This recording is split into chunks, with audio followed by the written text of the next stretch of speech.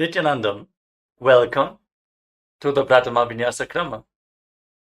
We are going to perform the 108 Asana sequence of KAILASA's Nithyananda Yoga. First, let us make sure we have all the components you need for the yoga practice. Have your yoga mat on the ground. Have your Panchapatra and Udani ready. 1 cup with a spoon with some water for the ritualistic cleansing.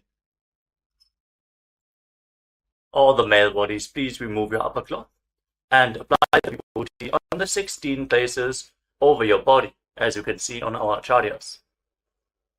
All the female bodies, you can apply it on your forehead.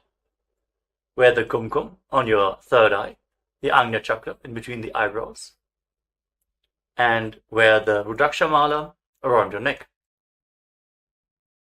You can keep some weights at the side of the mat if you want to intensify the asana practice.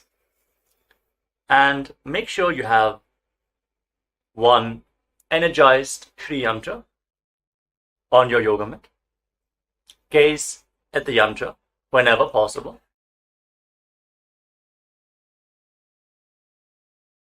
To mirror the macrocosmic energies into your microcosmos.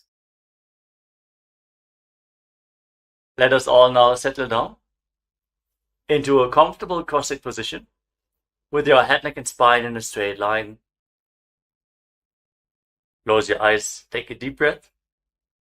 Visualize Swamiji in your inner space as you bring your hands into Namaskara Mudra in front of your heart center as we open this session with the Satguru Vandanam.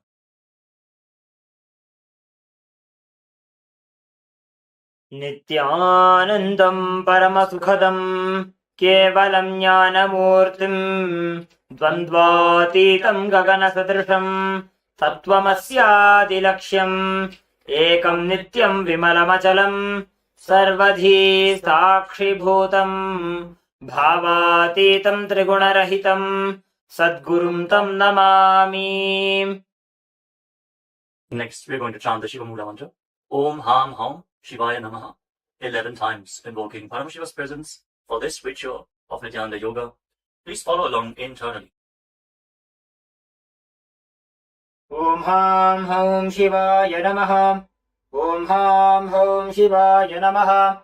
Om Ham Ham Shivaya Namaha. Om Ham Ham Shivaya Namaha. Om Ham Ham Shivaya Namaha. Om Ham Ham Shivaya Namaha. Om Ham Ham Shivaya Namaha. Om Ham Ham Shivaya Namaha. Om Ham Ham Shivaya Namaha. Om Ham Ham Shivaya Namaha.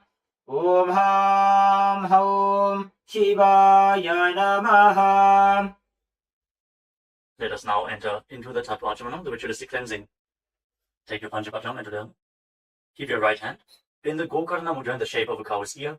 Take 1 Udani, 1 spoon of water, and pour it into your right palm. Each time the word Swadha is chanted, sip the water from the bottom of your palm and take another Udani of water into your hand, for a total of 3 times. Om Atmatattvam Shodhayami Swadha. Om Vidyatattvam Shodhayami Swadha. Om Shivatattvam Shodhayami Swadha. Now wash your right hand with the water from the Panchapatram and wipe your lips twice with the bottom of your right thumb as we chant Om Ham Hridayaya Namaha. Wash your hand again. With your index, middle and ring finger joined together, touch above the upper lip and below the lower lip. Then wash your hand again. With your index finger and thumb joined together, touch your right nostril and your left nostril. With your ring finger and thumb, touch your right eye, your right ear, and your left ear. Then wash your hand again. With your little finger and thumb, touch your navel, your right chest, and your left chest. And with all the tips of the fingers joined together, touch the crown of your head, the right shoulder, the left shoulder, and your heart center. Wash your hand again. Now place your right hand over the left and place both your hands on the right thigh. Sit straight, close your eyes, and make a conscious resolution. What you want to manifest in today's Nithyananda Yoga session. Hold the visualization of what you want to manifest as we chant the Sankalpa mantra.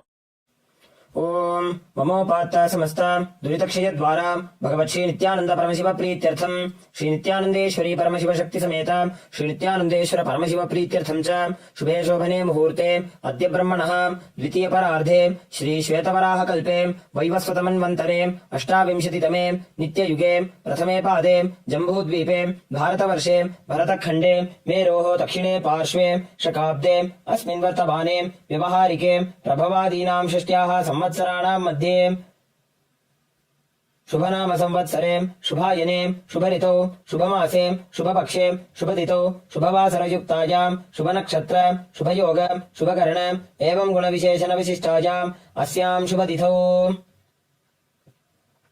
Shri कैलासोन्नत द्वादशांत श्यामला पीठारूढ़ श्री मीनाक्षी सुंदरेश्वराभिन्न स्वरूप परशिवपुत्र रत्नकुमार गुरुमन्यतुल्यावतार श्री पार्वती स्तन्यपान लब्ध दिव्य ज्ञान विश्रुत सकल निगमागमसार भूत द्राविड वेद प्रवक्त्रे श्रीमत् परमशिव करुणा समधिगत मुक्तामय चतुरश्रयान गीयमान छत्र चामर श्री जिन्नगाहलादि समस्त विरदावल्यलंकृत ज्ञान विज्ञान चक्रवर्ती सर्वजन संघ सद्यो निर्वाण दीक्षा व्यजाप वर्ग वर्ष विश्राणजीमूत परमत कलभ केसरी शैव सिद्धांत स्थापनाचार्य श्री राजाधिराज पांड्य महाराज गुरु क्षपन शाख्यादि महांधकार निवारण ज्ञान भानु वीक्षणा नरहार तजोच्छेदन पूर्वक श्रीमद ऋषभध्वज स्थापक शैव समय कर्त्रे सर्वज्ञ पीठारूढ़ श्री जगद्गुरु श्री ज्ञान संबंध देशिक स्वामी वागीश सुंदर माणिक्य वाचक स्वामिनां अवतार भूत श्री ज्ञान संबंध स्वामी पुनरुद्धृत श्यामला पीठ सर्वज्ञ पीठ तृणवद्युत्तर द्विशततम गुरु महासन्निधान अरुणगिरि योगीश्वर परंपरागत अरुणाचल सर्वज्ञ पीठ गुरु महासन्निधान कैलास परंपरागत कांची कैलास सर्वज्ञ पीठ त्रयस्त्रिंशदुत्तर द्विशततम गुरु महासन्निधान नित्योत्सव नित्य मंगल नित्य कल्याण नित्य रचित कैलास परंपरागत आदि कैलास नित्यानंद पीठ महासंस्थान महासिंहासन पीठ कर्त्रे साक्षात् श्री परमशिव समुद्भूत कैलास परंपरागत वैवस्वतमनु इक्ष्वाकु हरिश्चंद्र भगीरथ श्रीरामचंद्र शूरसेन इत्यादि अनवच्छिन्न सार्वभौम चक्रवर्ती परंपरागत चतुष्षष्टि योगिनी मंडित चतुष्षष्टि संप्रदाय प्रवर्तक मनुधर्म शासन सूर्यवंश प्राप्त सर्वज्ञ पीठ सुरांगी साम्राज्य मूर्धाभिषिक्त चूड़ामणि साक्षात् श्री परमशिव समुद्भूत कपिल महागुरु पुनरुद्धृत महानिर्वाणी पीठ अष्टोत्तर सहस्र श्री महामंडलेश्वर साक्षात् श्री परमशिव समुद्भूत श्री महागणपति समारंभ अनवच्छिन्न पीठाधीश्वर गुरु परंपरा प्राप्त अटल पीठ अष्टोत्तर सहस्रतम अष्टोत्तर सहस्र श्री अटल पीठाधीश्वर धर्म मुक्ति स्वर्गपुर स्वर्ण पीठ त्रयोविंश गुरु महासन्निधान कैलास परंपरागत आदिपीठ सर्वज्ञ पीठ जगद्गुरु श्री कैलास पुनरुद्धारक श्री कैलास परमाचार्य श्रीमत् परमहंस परिव्राजकाचार्य वर्य सच्चिदानंद प्रणव स्वरूप श्रोत्रिय ब्रह्मनिष्ठ श्रीमज्जगद्गुरु श्री भगवत् श्री नित्यानंद परमशिव श्री ज्ञान संबंध देशिक परमाचार्य स्वामिनां प्रीत्यर्थम तेषां पादारविन्दयोः भक्ति सिद्ध्यर्थम गुरुकृपा कटाक्ष सिद्ध्यर्थम क्षेम स्थैर्य वीर्य विजय आयुरारोग्य ऐश्वर्यानाम् अभिवृद्ध्यर्थम धर्मार्थ काम मोक्ष चतुर्विध फल पुरुषार्थ सिद्ध्यर्थम समस्त दुरितोपशान्त्यर्थम समस्त मंगल अवाप्त्यर्थम भगवत् श्री नित्यानंद परमशिव प्रसादेन सकुटुम्बस्य ज्ञान वैराग्य जीवन मुक्ति प्राप्त्यर्थम पूर्ण आरोग्य युक्त दृढ़गात्र योगी शरीर सिद्ध्यर्थम परमशिव शक्ति आविष्करणार्थम नित्यानंद योगाभ्यासं करिष्ये। Now wash your right hand once more. ओम अप उपस्पृश्य And keep your Panchapajam and Udani aside out of harm's way. Let us now enter into the first asana of the sequence, Sukhasana. In a comfortable cross-legged position with your head, neck and spine in a straight line. Place your hands on top of the knees in Bindu Mudra with index fingers and thumbs together. Gaze forward. Visualize Lord Shiva in your inner space. Hold the visualization. Breathe in Samana Kumbhaka. Inhale deeply into your navel region. And visualize the fire in your navel being kindled, rising up your spine as you exhale and hold your breath. Engage Mahamudra Bandha, which is a combination of the Mula Bandha, the root lock, contracting the perineal floor and pulling it up, preventing the energy from flowing out at the bottom of your spine. The Uddiyana Bandha, the abdominal lock, contracting your muscles above and below the navel and pulling your stomach in and up towards your spine. And the Jalandhara Bandha, the throat lock, as you tuck your chin to the chest, internally contracting your throat muscles to prevent the prana from falling down again. Form all the three bandhas together and form Mahamudra Bandha. Now, internally, chant the japa, Soham, again and again. Visualize it rotating around your throat in a circular manner, like a prayer wheel. These are the components of the first asana, Sukhasana. तत्सुखासनमित्युक्तमशक्तस्तत्समाचरेत् आसनं विजितं येन जितं तेन जगत्त्रयम्. Now, place one foot, place your feet on top of opposite thighs, into Padmasana, the lotus posture. Join the palms of your hands in front of your chest and raise them up above your head in Anjali Mudra with the elbows straight. Engage all of the Uddhas as you visualize yourself as Mount Kailash in Parvatasana. अथ वक्ष्ये महादेव पर्वतासनमङ्गलम् यत्कृत्वा स्थिररूपी स्यात् षट्चक्रादिविलोपनम्. Now extend your feet away from the body. Bring the soles of the feet together. Interlock your fingers behind your back in Parusha Mudra as you lean forward and down, and place your forehead on the ground behind the heels. Lean down as low as you can. Open up your back. Breathe deeply into your navel region. Feel the stretch in your back. As you gaze to your nose, visualize Swamiji and keep engaging the Mahamudra Bandha in Halipavasana. पूर्वविधियाहू मे जानु उभय पगथली संपुटठानो पृष्ठपछेदो भूकरल्यावो दक्षिणकरसो वामगहावो. Now bring your hands to the front. Keep the soles of the feet together. Cup the palms and place them on the ground in front of the feet. Again, bring your forehead to the ground behind the heels. Fix your gaze at the tip of the nose. Visualize yourself as a snake with Mahamudra Bandha engaged in Nagi Pavasana. Hold the stretch for a moment. पूर्वविधि परि आगाने नीचौहो बीकहूणि फणास्यौ लगायि. Now keep your hands in Prana Mudra. Index and middle fingers together as you hold onto the little and ring fingers with your thumb. Catch a hold of your big toes and extend your legs forward and up. Then cross your legs into Padmasana and lean forward and down onto your elbows. Engage all the bandhas, Mahamudra Bandha, and visualize yourself as a bird in Kokilasana. अथान्यदासनं वक्ष्ये येन सिद्धो भवेन्नरः अकस्मात् वायुसञ्चारं कोकिलाख्यासनेन च. Rise up. Now stack your knees and your ankles. Hold on to opposite elbows in front and start rotating your arms in a circular motion. Gaze to the tip of the nose, perform Mahamudra Bandha, and visualize Swamiji in your inner space as you mobilize your shoulders, your thoracic spine in Nithyananda. गोड़ा वामापाद की आशमाहिली सोज दश चरण को बार लौता परिगुल्फ समोज वामपाद को महिलौ बहुरौ गुल्फज जाना तापरि गोड़ा दछ की आश बारली ठान. Now place your hands on the ground shoulder width apart and raise your hips up high. Scoop your head and chest forward and down again and again. Pull your stomach in and up towards your spine in Uddiyana Bandha. Visualize yourself as an elephant. Strengthen your shoulders and your upper back. Stretch your hamstrings. Don't forget to breathe in Samana Kumbhaka. Intensify the fire in your navel region in Gajasana. न्युब्जं पादाग्रे भूमौ कृत्वा लम्बी भूयामस्तकाग्रे निधायाम नितम्बम् ऊर्ध्वमुन्नमय्य नाभिलक्ष्यं भूमौ नासिकामानीय. Now raise one heel off the ground in the same position and push the other heel down. Alternate the position of your feet again and again. Stretch your hamstrings and push your shoulders through. Straighten your back. Pull your stomach in and up. And visualize yourself as a bear in Vrikshasana, the bear posture. एकैकं पादमाकुञ्च्य गजासनं कुर्यात् वृक्षासनं भवति. Now rise up. Stand on the tips of the toes. Stand on the tips of the toes. If you can, rise up all the way onto your big toes. Bring your hands to your chest in Hridaya Mudra, index, middle and big fingers joined together. Hold your stomach in and up and visualize Swamiji in your inner space. Find the balance in your center. Feel the strength in your calves. In Vaishyasa. केशेन पादयुगलं बद्ध्वा तिष्ठेदधो मुखः अथ वैश्याः वक्ष्ये यत्कृत्वा सत्यवान् भवेत्. Now let us move into the first Karnavta sequence. Starting off with Arimandi posture. Keep your heels together, toes pointing outwards, and bend your knees. Bring your hands in front of your chest. Now raise one knee up along the center of your body in a circular motion and follow along with the respective hand. Repeat the movement on both sides gracefully again and again.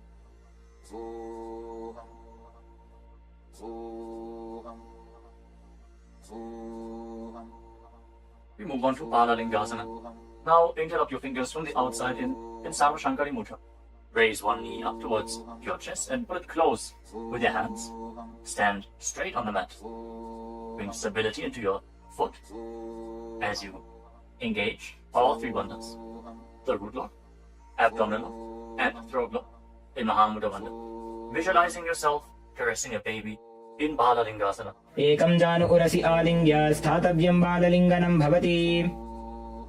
Now bring the raised foot behind towards your buttocks. Pull it close with interlocked fingers in Parsha Mudra. Bring the knees close together as you engage Mahamudra Bandha. Visualize Swamiji in your inner space. Bring stability to your inner space. You can focus on the drishti point and external point. Remove any shaking of the inner space and body. Fix your gaze at a point and gain stability of the body and mind. स्थित्वैकस्मिन् पादतले कराभ्यां वेष्टयेतनुम् पृष्ठे संस्थाप्य यत्नेन पादपीडनमासनम्. As you now catch the sole of the foot from the inside, kick the leg back up and extend the other hand forward in Bindu Mudra with index finger and thumb together. Raise the foot up high and visualize yourself as Lord Nataraja in Natarajasana. उत्तानपादं क्रौञ्चं च मरीचिं वीरभद्रकं नटराजं त्रिकोणं च सुप्ताङ्गुष्ठप्रसारणे. Step the foot down and interlock your fingers again from the outside in. Raise the other knee to the chest. Repeat Balalingasana on the other side. Visualize yourself holding a baby. Breathe deeply against the raised thigh. एकं जानु उरसि आलिङ्ग्य स्थातव्यं बाललिङ्गनं भवति. Now bring the raised foot to the back. Hold it close to the buttocks with both hands. Engage all the bandhas. Visualize Swamiji in Padapitanasana.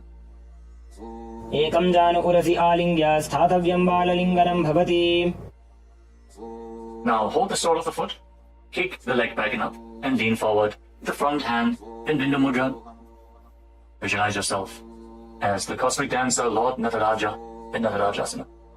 उत्तानपादं क्रौञ्चं च मरीचिं वीरभद्रकं नटराजं त्रिकोणं च सुप्ताङ्गुष्ठप्रसारणे. Come to the next karana of the sequence. Again, stand in Arimandi. Heels together, toes pointing outwards and knees bent. Bring your hands to the chest. Step the right foot behind the left. And start swinging the right arm back and forth like a pendulum. Gracefully move your fingers one by one. Place your hand over the nose, cross your ankles. And repeat the movement on the other side as well. Next up is the skeleton dance. Now visualize yourself as a skeleton as you shake your body intensely. Hold the visualization that you are mere bones and shake every bone within your body.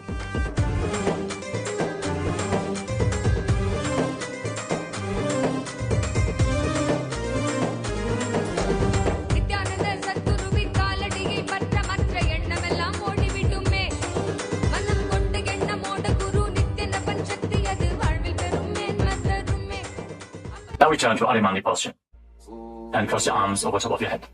For the next karana of the sequence, Katechina Karana. Now turn your body to one side, open up your arms above the head, cross them back to the center, follow along with your breath again and again.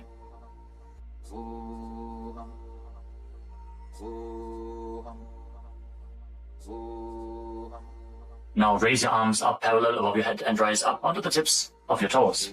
Engage Mahamudra Bandha and visualize yourself as a palm tree. As you breathe in Samana Kumbhaka, kindle the fire in your navel region.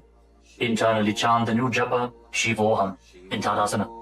महामुद्राबद्ध कोनो ताडासन विभेदकान् विनोत्तानं सदा कुर्यात् अन्तर्वत्नी पतिप्रिया. Now lean forward and down. Place your hands flat on the ground if you can. Otherwise, just lean down as low as possible. Bring your head towards the knees and engage all the bandhas, Mahamudra Bandha, as you visualize Swamiji in Uttanasana. महामुद्राबद्ध कोनो ताडासन विभेदकान् विनोत्तानं सदा कुर्यात् अन्तर्वत्नी पतिप्रिया. Now bring your hands flat on the ground and step your feet back. Come to a tall plank position. Take this opportunity to gaze at the Shri Yantra on your mat. Now tuck your chin to the chest and lock your throat.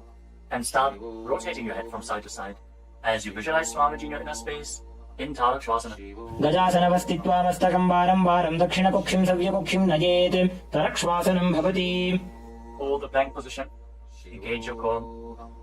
Now lower your body down onto your stomach. Your hands by the side of your shoulders. And then raise your head and your chest by the strength of your lower back. Curl your upper back up.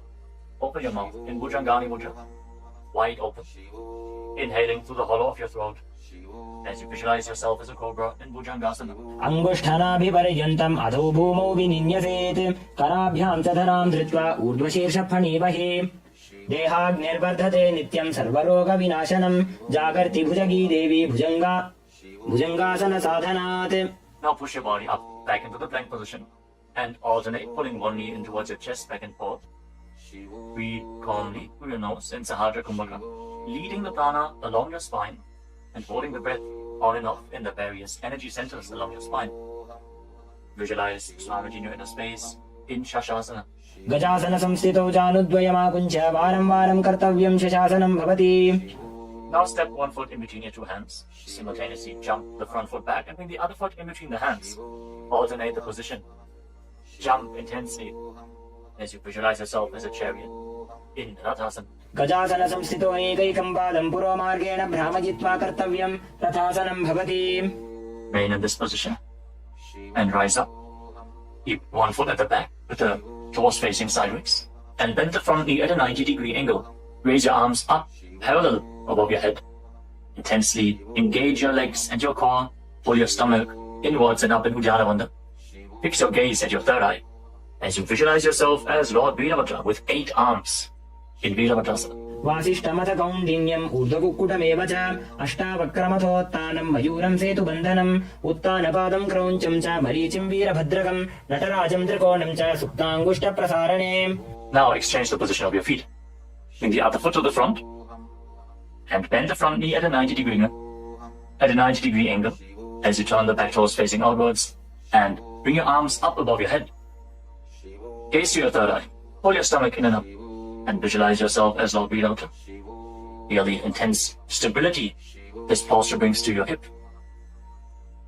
Stand strong and stable in Veerabhadrasana. वासिष्ठमथ कौण्डिन्यम् ऊर्ध्वकुक्कुटमेव च अष्टावक्रमथोत्तानं मयूरं सेतुबन्धनम् उत्तानपादं क्रौञ्चं च मरीचिं वीरभद्रकं नटराजं त्रिकोणं च सुप्ताङ्गुष्ठप्रसारणे. Now stand up straight. Take one foot and pull it up towards the inner opposite thigh with the heel close to your perineum. Join your hands in Anjali Mudra and raise your arms up straight above your head. Engage Uddiyana Bandha. Pull your stomach in and up and visualize yourself as a tree. Fix your gaze at an external point for balance in the Vrikshasana, the tree posture. वामोरुमूलदेशे च याम्यं पादं निधायतु तिष्ठेत्तु वृक्षवद्भूमौ वृक्षासनमिदं विदुः. Now bring the raised foot up towards the opposite hip and join your hands in Namaskara Mudra in front of your chest.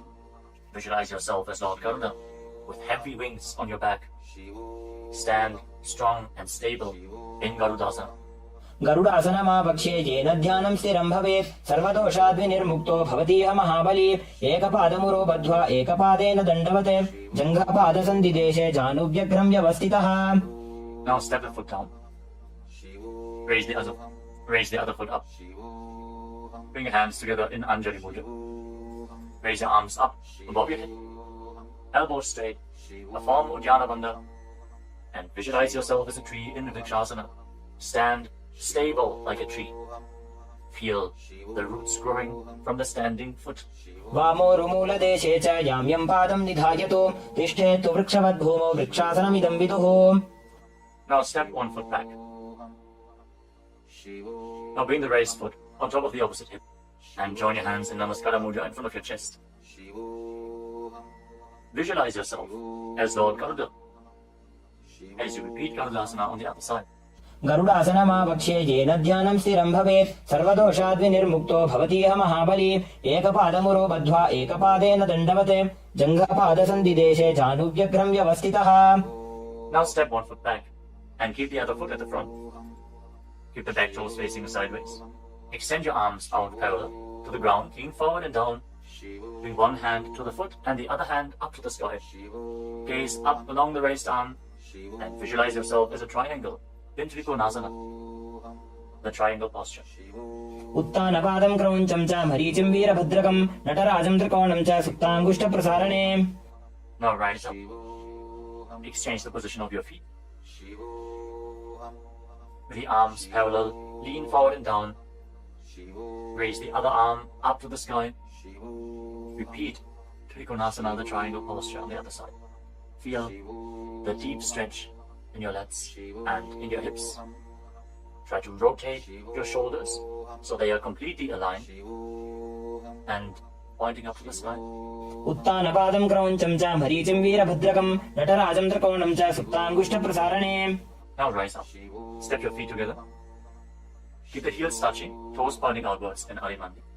With your knees bent, raise one heel off the ground and bring your hands to the chest, palms facing each other.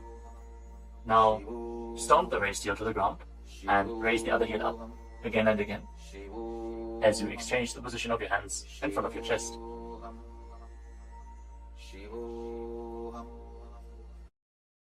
Now lower your body down into Angushtasana. Tuck the toes and sit on raised heels. Join your hands in Namaskara Mudra in front of your heart center. Visualize Swamiji in your inner space as you start buzzing like a bee on the in and exhalation in Brahmari Kumbhaka. And internally chant the new japa Sadashivoham in Angushtasana. कबन्धासनमित्याहुः गोरक्षासनमेव च अङ्गुष्ठमुष्टिकं न्येयं ब्रह्मप्रासादितं तथा. Now extend one leg forward and bring your hands to the side. Keep the palms facing forward in Vara Mudra, with the fingertips barely touching the ground. Be stable in this position as you visualize Swamiji in Saulasana. प्रसार्यैकं पादतलं संस्थाप्य त्वेकपादकम्. Now catch a hold of the big toe of the front foot in Prana Mudra with index and middle finger. Catch the back heel with the other hand and balance in this posture. Visualize Swamiji in your inner space in Vinyasa. गुल्फस्थितो पादमेकं प्रसार्य तत्पादाग्रं संस्पृशेत् तत्करेण गुल्फं चान्यं धारयेत् तत्करेण धूनं पीठं चाभ्यसेत् चोभयत्र. Now rise back up. Step the front foot in. Extend the other foot forward. Keep the hands at the side, palms facing forward. Support your balance with the fingertips as you visualize Swamiji in Saurasana. प्रसार्यैकं पादतलं संस्थाप्य त्वेकपादकम्. Now lean forward and down. Hold on to the big toe in Prana Mudra. Again, visualize Swamiji in Vidunanasana. Feel the stretch in your calf. Build the balance to hold the back heel with the other hand. गुल्फस्थितो पादमेकं प्रसार्य तत्पादाग्रं संस्पृशेत् तत्करेण गुल्फं चान्यं धारयेत् तत्करेण धूनं पीठं चाभ्यसेत् चोभयत्र.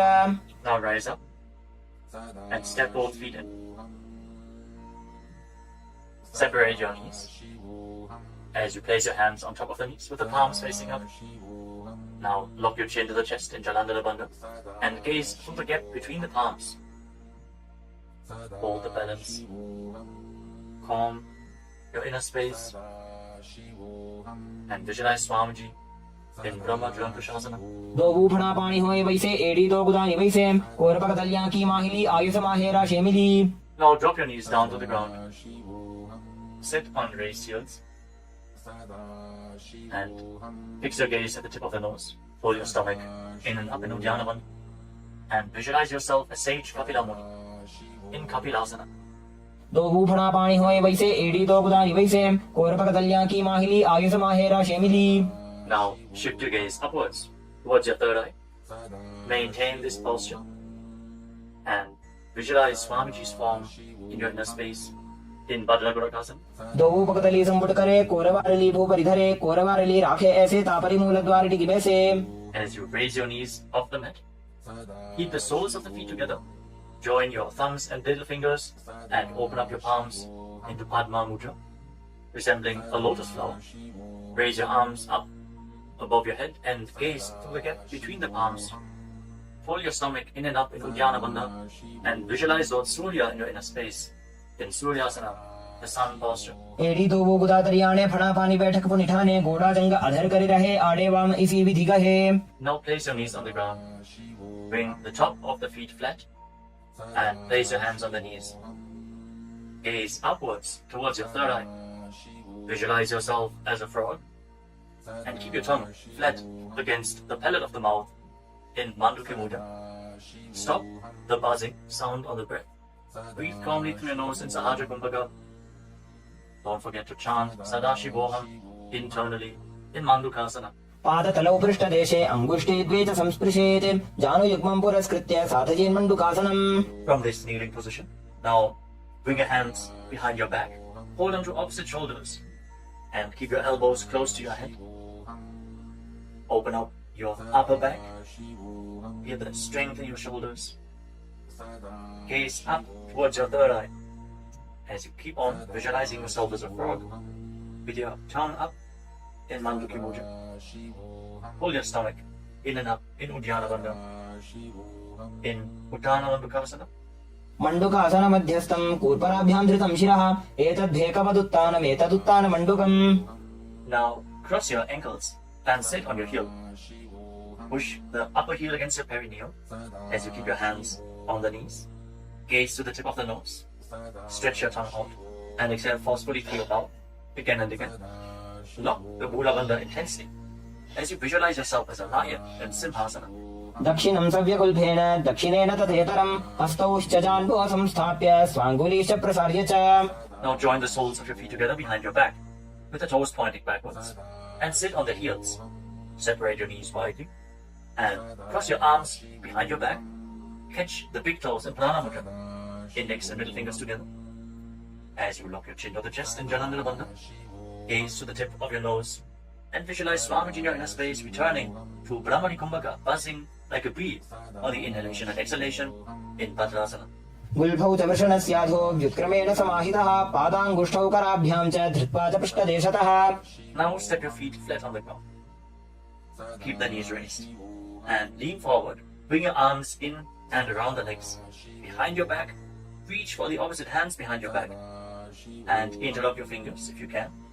In Parasha Mudra, gaze to the tip of your nose and visualize yourself as a crow in Kargabhushandi Asana. प्रथमे बेसक उक्कड़ठाने दोवो हाथ पकड़नी च आने तिनको मोड़ी नल्या परिल्यावे पिष्टपछे काकसी करावे. From the squatting posture, place your hands flat on the ground, shoulder width apart. Bring your knees onto your arms, close to your armpits and raise your hips. Lean forward, lift your legs off the mat and balance on your arms, visualizing Swamiji in your inner space in Kali Pavasana. आसन को गुण आशीदशिता होई तो आछी होई. Let us now get ready for Kapali Asana, which is the first inverted posture of the sequence. We're suffering from upper back or neck injuries or high blood pressure. Or if you're currently in pregnancy, please consult your doctor before performing any of the inverted postures of today's Nithyananda Yoga sequence. With this out of the way, let us now place the head on the ground. Form a triangle between your head and your hands. Keep your knees on your arms. Align the hips with the shoulders and then straighten your legs up into a headstand. Fix the gaze at the nose. Visualize Swamiji. Feel the vibration in the crown of your head as you keep buzzing like a bee in Brahmani Kumbhaka in Kapali Asana. शीश शीशा धरती टेकी पगदो भूमिलिवा ऊंचा कुकरे. Now gently lower your legs down and come to a squatting position. Keep your hands flat on the ground. Rotate your body to one side. Align the knee with your hip. Align the knee and the hip with your elbows and lean forward onto your arms. Extend your legs out to the side and gaze up towards your third eye. Visualize yourself as a peacock and exhale all the way. Hold your breath again and again in Tejaka Kumbhaka as you perform Parsvamayurasana. Balance on your arms with the strength to your wrists and shoulders. मयूरं दण्डवत् कुर्यान् मायूरं दण्डनामकं कुर्यान् मायूरं पार्श्वाभ्यां मायूरपार्श्वनामकम्. Now set your legs down. Twist your body in the opposite direction. Repeat Parsvamayurasana on the other side. Lean onto your arms. Extend the legs out to the side and gaze to your third eye as you visualize yourself as a peacock. मयूरं दण्डवत् कुर्यान् मायूरं दण्डनामकं कुर्यान् मायूरं पार्श्वाभ्यां मायूरपार्श्वनामकम्. Now settle down. Place your hands flat on the ground and step your feet back into a plank position. Take a moment to gaze at the Shri Yantra on your mat as you step one foot front in between the two hands.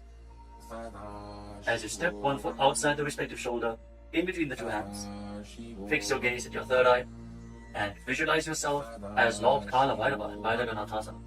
आसन को गुण पीती जाई.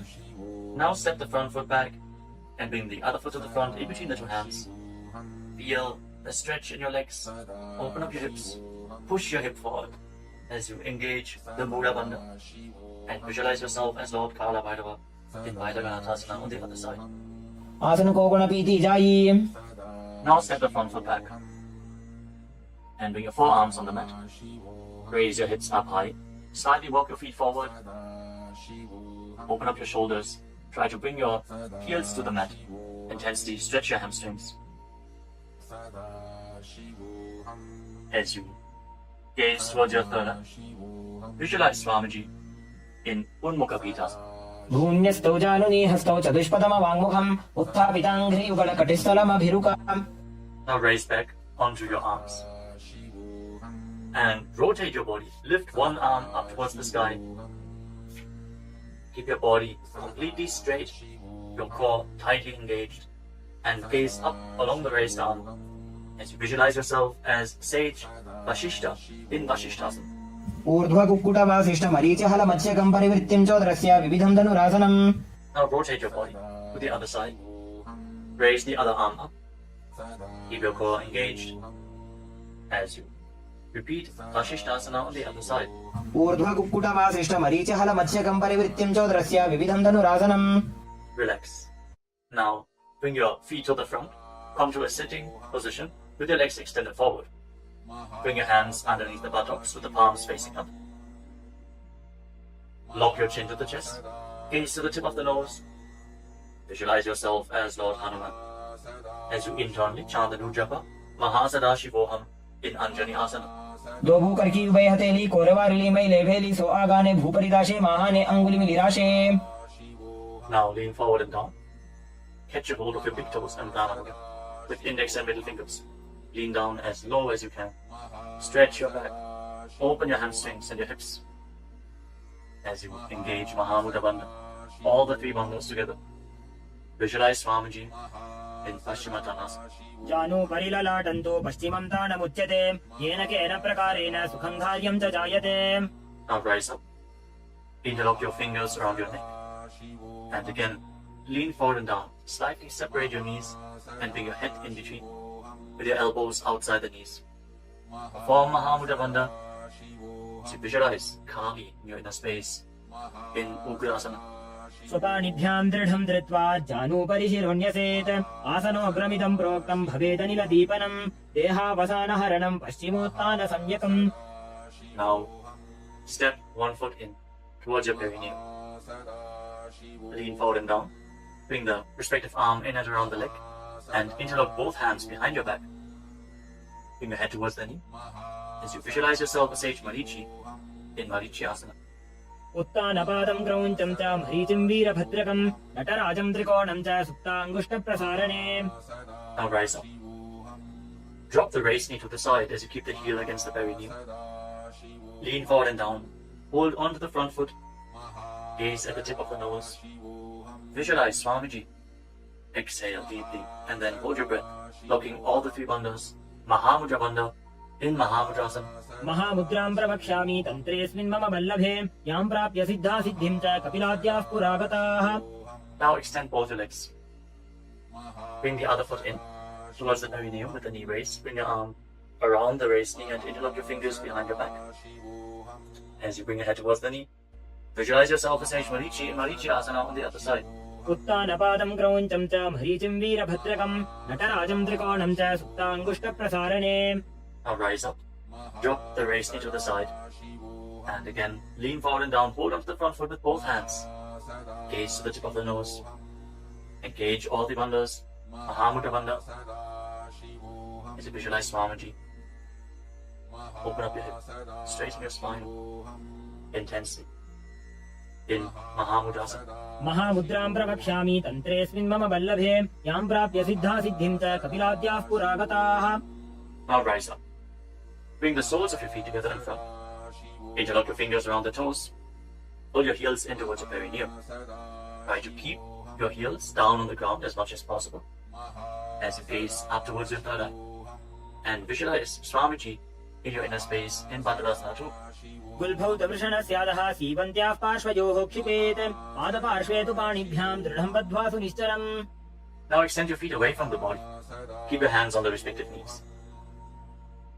And lock your chin to the chest. Gaze to the nose. As you visualize Swamiji in Dvalipavasana. पूरवचर्पटिचोककक्ष्यो sooji वाही विधिचोकीचे सोयी जामे AD भिन्न जराशे अंगुल 8 अंतरो राशे. Now bring your feet back in towards the perineum. Hold the soles of your feet with all the 10 fingers and lean forward and down. place your head on the mat. Fix your gaze at the tip of the nose and visualize Yoni Mandala, the visual representation of Devi Paramashiva Shakti herself.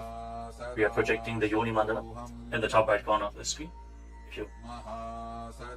If you don't know how the Yoni Mandala looks, exhale deeply and hold your breath in Rechaka Kumbhaka in Joni Asana. दोगो पकदली संपुट करे AD made के ढिंग दरे अर्धहात को अंतरराशे लीलाट पकथलियां ऊपरदाशे. Rise up and again extend your feet away from the body. Extend your arms out to the side and lean forward and down from the waist. Try to keep your back as straight as possible as you bring the forehead on the ground behind your heels. Gaze to the tip of your nose and visualize Swamiji in Midaki Pavasana. पूरव विधि परिपकथली संपूर्ण शोल एडी मिली राशे. Rise up and now bring your feet back in towards your body. Keep your toes together and your heels apart as you scoop your hands below the shins. Bring your elbows to the mat and then bring your chin on the ground with the toes touching your throat. Gaze to the tip of your nose and visualize Lord Surya in your inner space in Siddha Samadhi Asana. दोगो पकदली संपुट करे कोले मेढ़ आगा मेधरे उंगुल 8 अंतरो राशे AD को ऐसे विदिदाशे. Now rise up. Bring the heels together and keep your toes apart. Hold on to the feet as you open them up like a book, pressing your elbows down your thighs, gazing through the nose and visualizing Swamiji, the Supreme Pontiff of Hinduism, in your inner space in Chinaki Pavasana. दोगो पका की AD धरती मगिवा मेढ़ लगावे. Now rise up.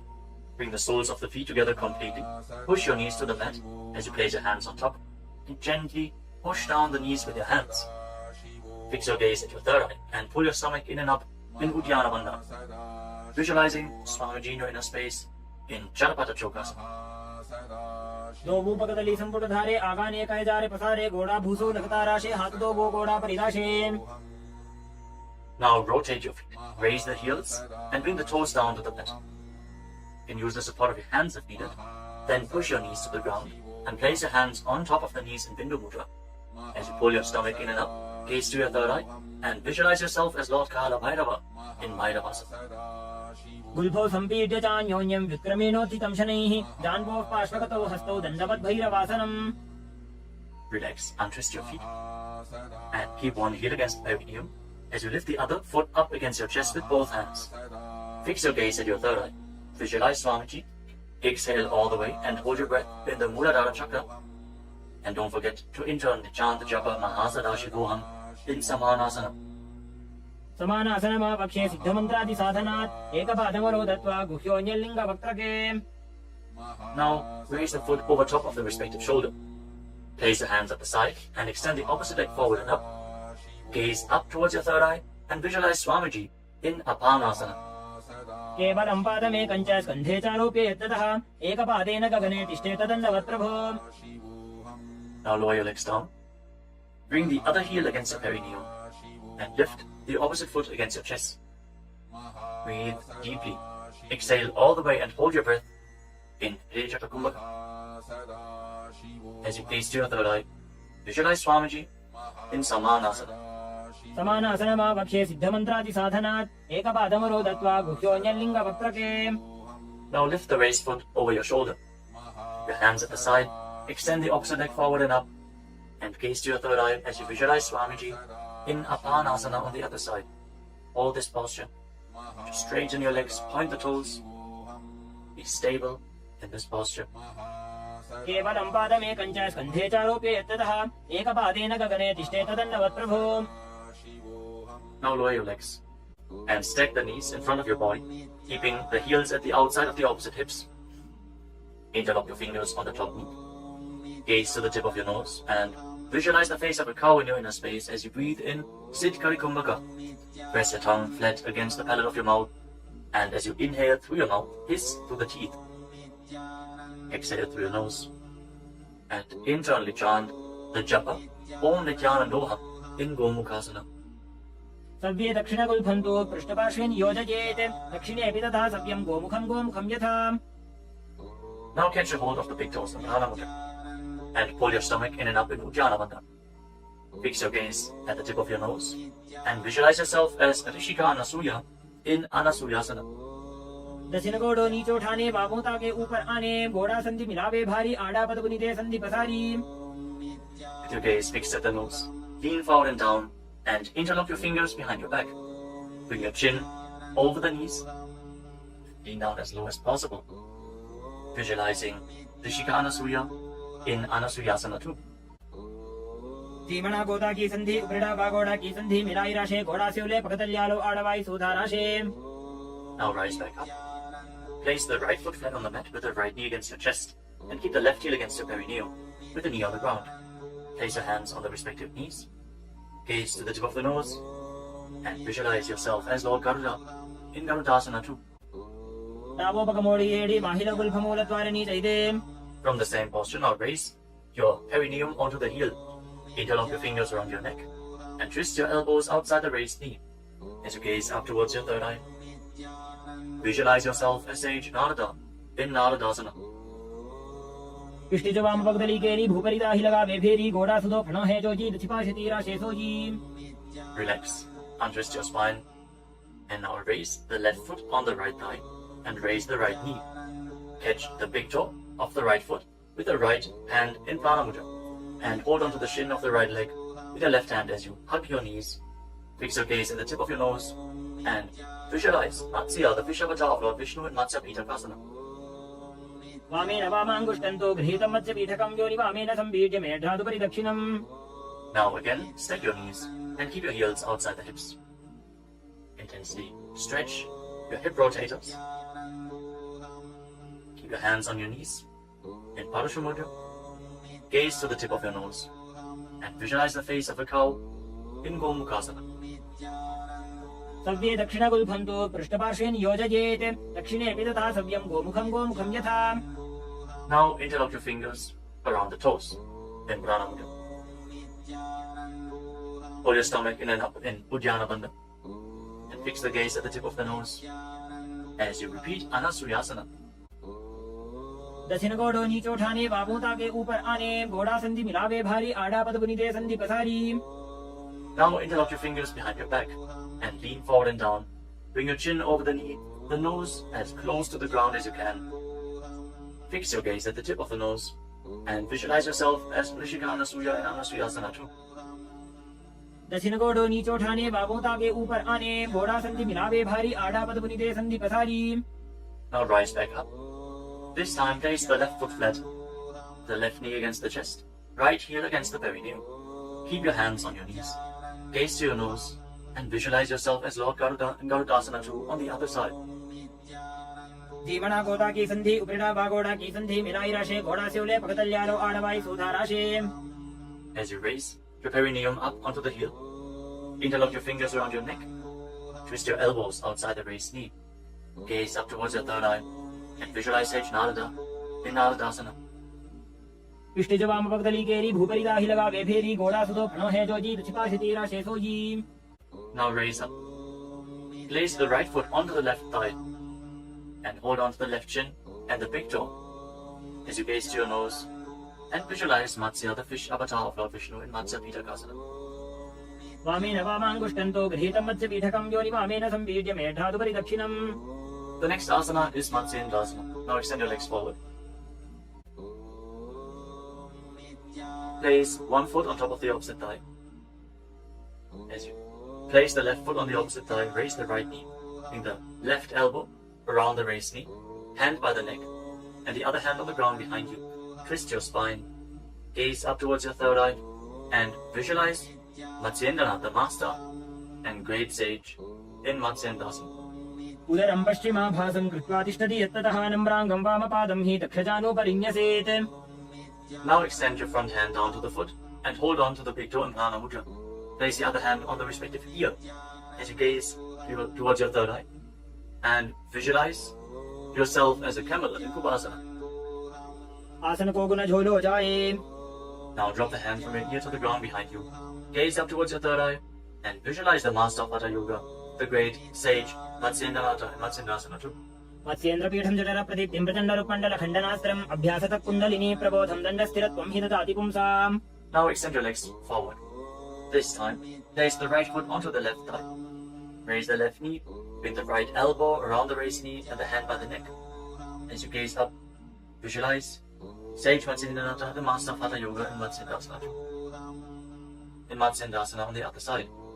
उदरं पश्चिमाभासं कृत्वा तिष्ठति यत्ततः नम्राङ्गं वामपादं हि दक्षजानुपरिन्यसेत्. Now extend the front hand down to the foot, edge or hold of the big toe and prana mudra, and place the other hand on the respective ear. As you gaze to your third eye and visualize yourself as a camel in Kubasana on the other side. आसन को गुण झोलो जाए. Now drop the hand from your ear on the ground behind you. Keep twisting your spine intensely as you visualize Sage Matsyendranatha, the master of Hatha Yoga in Matsyendasana 2. मत्स्येन्द्रपीठं जठरप्रदीप्तिं प्रचण्डरुपण्डलखण्डनास्त्रम् अभ्यासतः kundalini प्रबोधं दण्डस्थिरत्वं हि ददाति पुंसाम्. Untwist your spine and now place your feet on top of opposite thighs into Padmasana, the lotus posture. As you fix your gaze at the tip of the nose, place your hands on top of the knees. Engage all the wonders intensely, sincerely. Visualize yourself as Lord Shiva and perform the Shitali Kumbhaka. Press your tongue against the back of the teeth as you hiss through your teeth or the inhalation. Engage all the bandhas and internally chant the new japa Om Nithyananda Mahasadaशिवोऽहम् in Padmasana. आसनं द्विधं प्रोक्तं पद्मं वज्रासनं तथा ऊर्ध्वोरुपै चेत् धत्ते उभे पादतले यथा.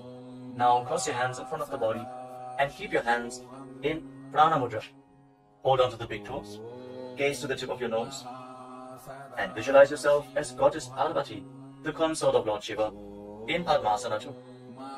उत्तानौ चरणौ कृत्वा ऊरु संस्थौ प्रयत्नतः ऊरु मध्ये तथोत्तानौ पाणी कृत्वा तु तादृशौ.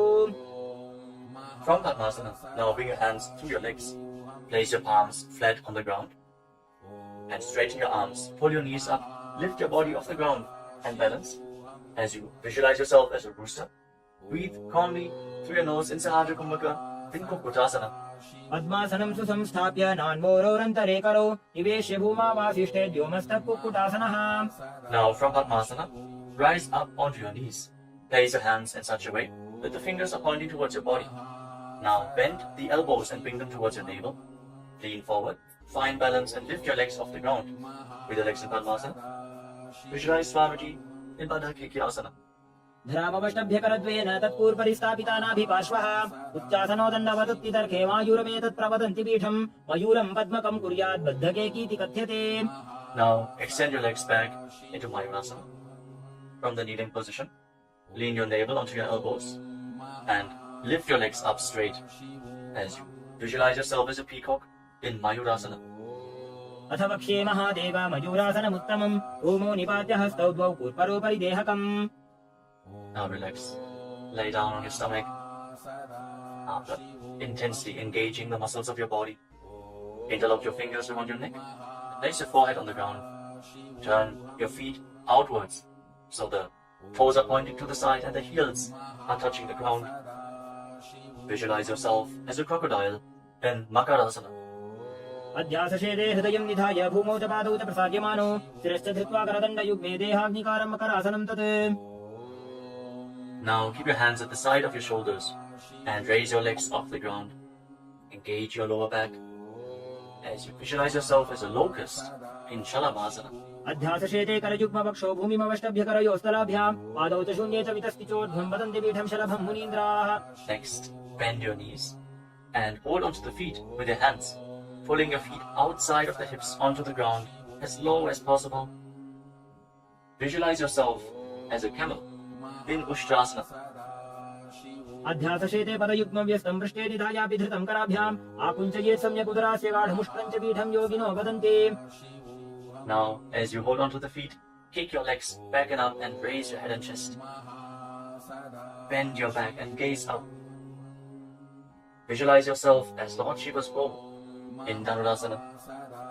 प्रसार्य पादौ भुवि दण्डरूपौ करौ च पृष्ठे धृतपादयुग्मं कृत्वा धनुस्तुल्य विवर्तिताङ्गं निगद्य योगी धनुरासनं तत्. Now lower your body down. Rise up and come to a comfortable kneeling position. Keep your heels outside the hips with the toes touching behind your back. Keep your hands on your knees or on your thighs. Gaze upwards towards your third eye. And breathe deeply through your nose. Lead the prana along your spine in Sahajra Kumbhaka. As you visualize Swamiji in a space, internally chant the Mahavakya Om Nithyananda Paramashivam in Bhagasana. उल्टा मोड़ी पावदो वैसे बहुरो जुगति करे एक ऐसे पावन महिला गुलपत होवो पुला पाशतीला वेसोवो. Now lean forward and down.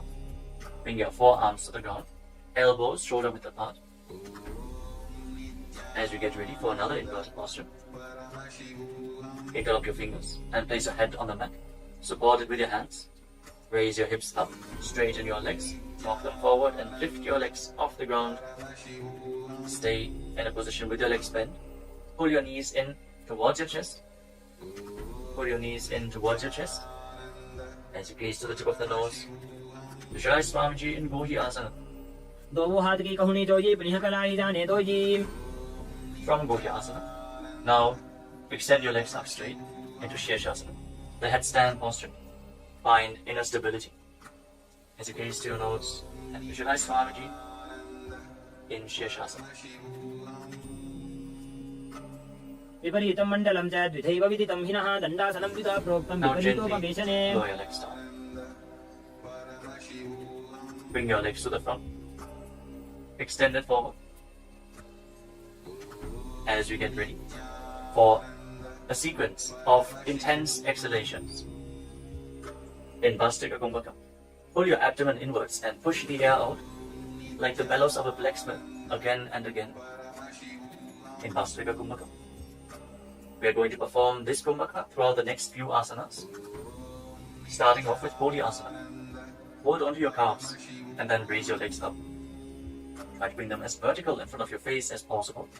As you visualize Swamiji in your inner space, hold this position. Engage your core. दो हाथ पग बाहर आने गोड़ा तरे का कसीठाने अंगुष्ठ पिंडली लगातार Now bring your hands behind your आकाश back. सी करे. Hold on to opposite shoulders with your hands as you gaze to your third eye. Exhale rapidly and visualize yourself as a mace in Parikasana. Intensely work your core. उत्तान शयनं कृत्वा पादौ मिलित्वा प्रसाद्यानितं बं भूमौ. Now bring your hands to the front, parallel to the ground, with the legs raised at 45-degree angle. Gaze to your third eye and visualize yourself as a boat in Naukasana. Keep going, we're almost there. Keep your core engaged. उत्तान शयनं कोल्पराभ्यां भूमिं वष्टभ्यः Now separate your हस्तनिकं निधाय. knees and bring the soles of the feet together. Pull your feet in towards your chest as you scoop your hands below. Keep breathing rapidly as you visualize yourself as Lord Buddha. Gaze to the tip of the nose in Buddhasana. पगदली संपूर्ण करी हाथस्य उपक उचाजी पकाका अंगूठा दो बूले बू Now पानी का निकालवे. place your feet flat on the ground as you lay down on your back. Keep your knees raised and place your palms on the ground just behind the heels. Push your hips up high off the ground. Lock your perineum and lock your throat in the Mula Bandha and the Jalandhara Bandha.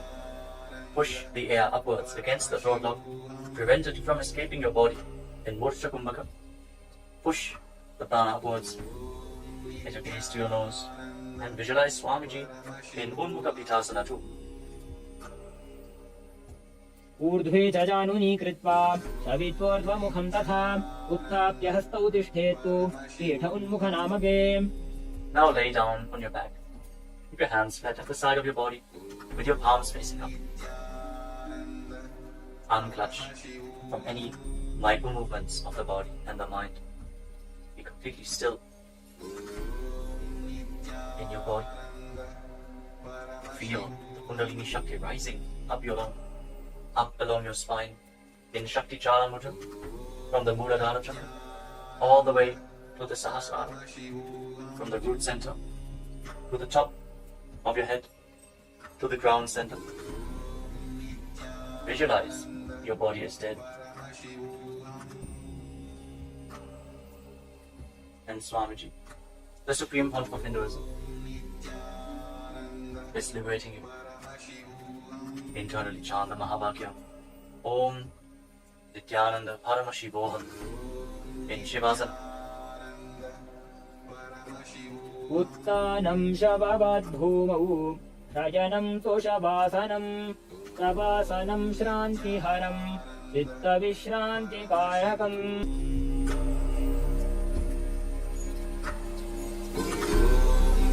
Nithyananda Paramashivam.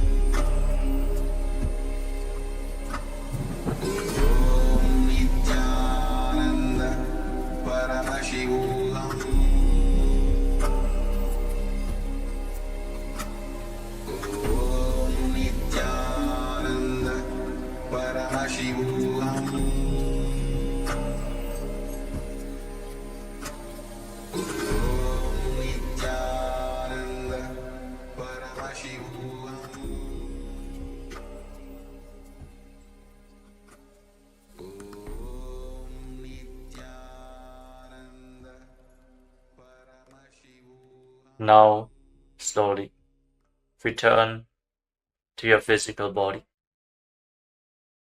Wiggle your fingers and toes and rotate your wrists and your ankles. Bend and stretch your elbows and knees. Pull the legs up against your chest. Squeeze your body into a ball. And slowly return to a comfortable seated position.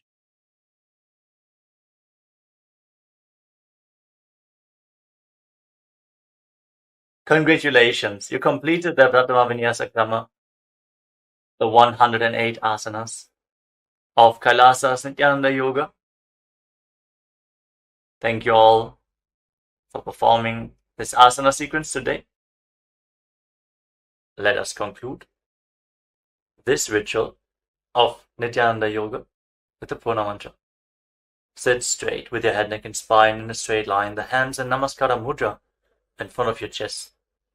Close your eyes and visualize Swamiji in your inner space as we chant together. ॐ पूर्णमदः पूर्णमिदं पूर्णात् पूर्णमुदच्यते पूर्णस्य पूर्णमादाय पूर्णमेवावशिष्यते ॐ शान्तिः शान्तिः शान्तिः हरिः ॐ तत्सत् सर्वं भगवच्छ्रीनित्यानन्दपरमशिवपादुकार्पणमस्तु ॐ नित्यानन्दम्.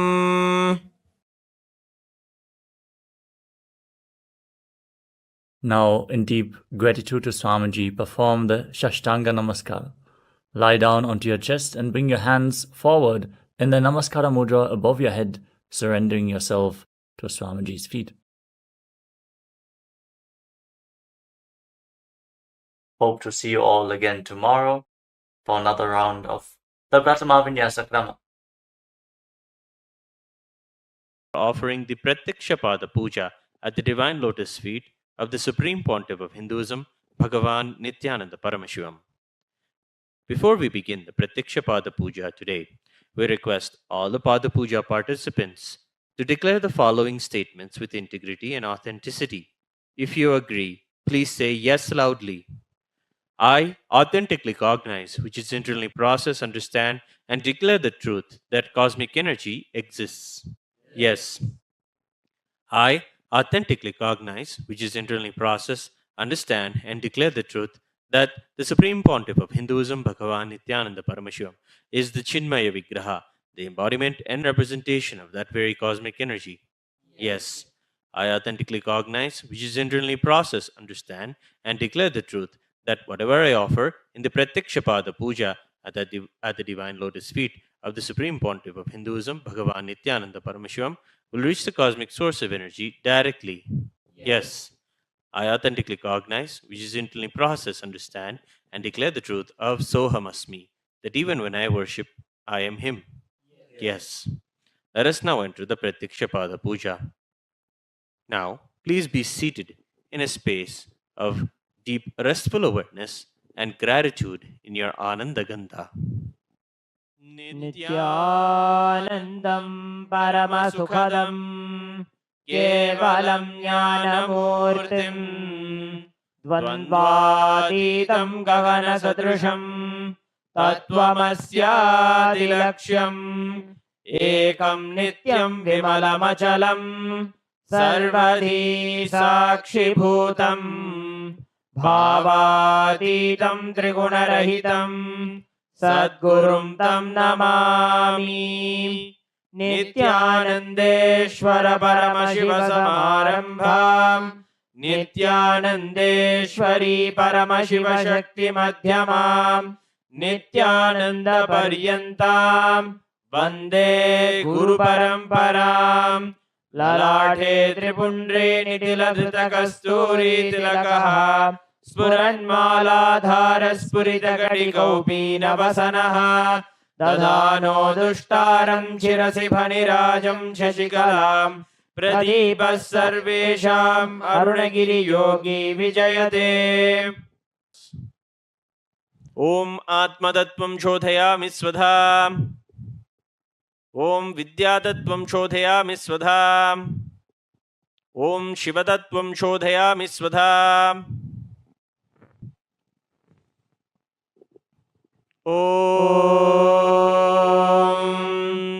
शुक्लाम्बरधरं विष्णुं शशिवर्णं चतुर्भुजं प्रसन्नवदनं ध्यायेत् सर्वविघ्नोपशान्तये. We'll now do the pranayama. Om Hom Ishanamurdaya Namah Om Hem Tatpurushavaktaraaya Namah Om Hum Mugurudeya Namah Om Him Vamadevokhyaya Namah Om Ham Sajjavadamurte Namah Om Ham Hridaya Namah Om Him Shirse Namah Om Hum Shikar Namah Om Hem Kavcha Namah Om Hom Netrebhyo Namah Om Hastraya Namah Om Hom Ishanamurdaya Namah Om Hem Tatpurushavaktaraaya Namah Om Hum Mugurudeya Namah Om Him Vamadevokhyaya Namah Om Ham Sajjavadamurte Namah Mam Hridaya Namah Om Him Shirse Namah Om Hum Shikar Namah Om Hem Kavcha Namah Om Hom Netrebhyo Namah Om Hastraya Namah Om Hom Ishanamurdaya Namah Om Hem Tatpurushavaktaraaya Namah Om Hum Mugurudeya Namah Om Him Vamadevokhyaya Namah Om Ham Sajjavadamurte Namah Om Ham Hridaya Namah Om Him Shirse Namah Om Hum Shikar Namah Om Hem Kavcha Namah Om Hom Netrebhyo Namah Om Hastraya Namah. Mamopata samasta divritakshayadvara Bhagavat Sri Nithyananda Paramashiva Prityartham Shri Nithyanandeshwari Paramashiva Shakti Sameta Shri Nithyanandeshwara Paramashiva Prityartham cha Shubhe Shobhane Muhurte Adya Brahmanaha Dvidiya Pararthe Shri Shvetavaraha Kalpe Vaivasvatamanvantare Ashtavimshatitame Nityayuge Prathame Pade Jambudvipe Bharatavarše Bharatakhande Meroho Dakshine Parshve Shakabde Asmin Vartamane Vyavaharige Prabhavadinam Shashtyaha Samvatsaranam Madhye Shobhakritanama Samvatsare Shubhayane Shubharitau Shubhamase Shubhapakshe Shubhatithau Shubhavasarayuktayam Shubhanakshatra Shubhayoga Shubhakarana Evam Guna Visheshana Vishishtayam Asyam Shubhatithau Shri Kailasonnata Dvadashanta Shyamala Pitharudha Shri Meenakshi Sundareshwara Bhinna Swarupa Parashiva Putra Ratna Kumara Gurumanya Tulyavatara Shri Parvati Stanyapana Labdha Divya Jnana Vishruta Sakala Nikama Gamasara Bhuta Dravida Veda Pravaktre Shrimat Paramashiva Karuna Samadhigata Mukta Maya Chaturashrayana Giyamana Chatra Chamara Shri Chinnakahaladi Samasta Birada Valyalankrita Jnana Vijnana Chakravarti Sarvajana Sangha Satyo Nirvana Diksha Vyayapa Varga Varsha Vishrana Jimota Paramata Kalabhakesari Shaiva Siddhanta Sthapanacharya Shri Rajadhiraja Pandya Maharaja Guru Chapana Shakyadi Mahandhakara Nivarana Jnana Bhanu Vikshana Narahara Dvajochedana Purvaka Srimad Rishabhadvaja Sthapaka Shaiva Samaya Kartre Sarvajna Pitharudha Shri Jagat Guru Shri Jnana Sambandha Deshika Swami Vagisha Sundara Manikya Vachaka Swami Nam Avatara Bhuta Shri Jnana Sambandha Swami Punarudrita Shyamala Pitha Sarvajna Pitha Trinavadyuttara Dishatatama Guru Mahasannidhana Arunagiri Yogishwara Paramparagata Arunachala Sarvajna Pitha Guru Mahasannidhana Kailasa Paramparagata Kanchi Kailasa Sarvajna Pitha Trayastrimshaduttara Dvishatatama Guru Mahasannidhana Nityotsava Nitya Mangala Nitya Kalyana Nitya Rajita Kailasa Paramparagata Adi Kailasa Nithyananda Pitha Mahasamsthana Mahasimhasana Pitha Katre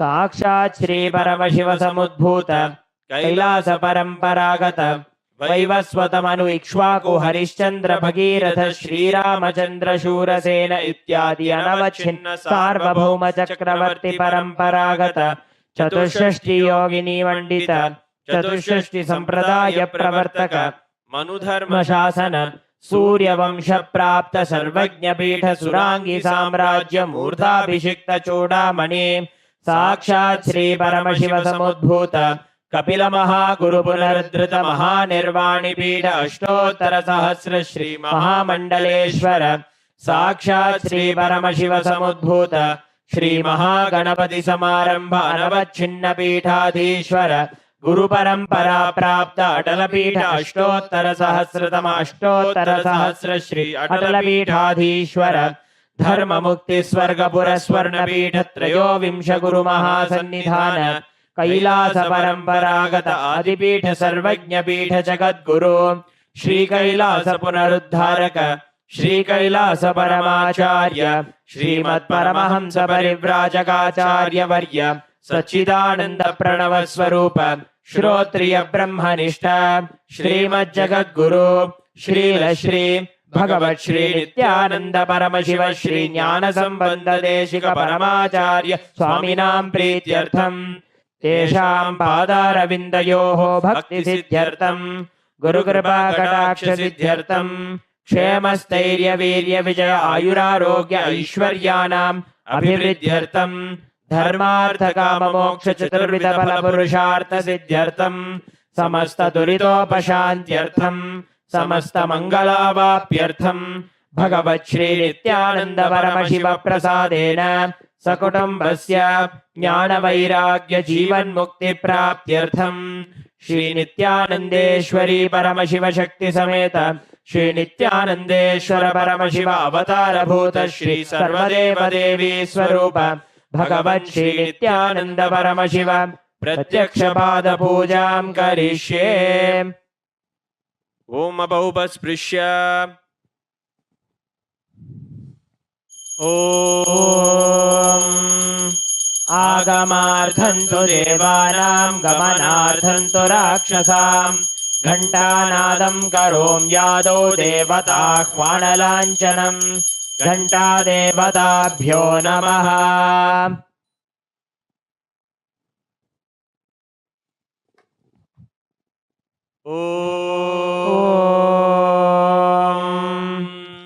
हृत्पद्ममासनं दद्यात् सहस्रारच्युतामृतैः पाद्यं चरणयोर्दद्यात् मनस्तु अर्घ्यं निवेदयेत् तेनामृतेन आचमनीयं स्नानीयं तेन च स्मृतम् आकाशतत्त्वं वस्त्रं स्यात् गन्धः स्यात् गन्धतत्त्वकम् चित्तं प्रकल्पयेत् पुष्पं धूपं प्राणान् प्रकल्पयेत् तेजस्तत्त्वं च दीपार्थं नैवेद्यं स्यात् सुधाम्बुधिः अनाहतध्वनिर्घण्टा वायुतत्त्वं च चामरम् सहस्रारं भवेत् छत्रं शब्दतत्त्वं च गीतकम् नृत्यमिन्द्रियकर्माणि चाञ्चल्यं मनसस्तथा सुमेखलां पद्ममालां पुष्पं नानाविधं तथा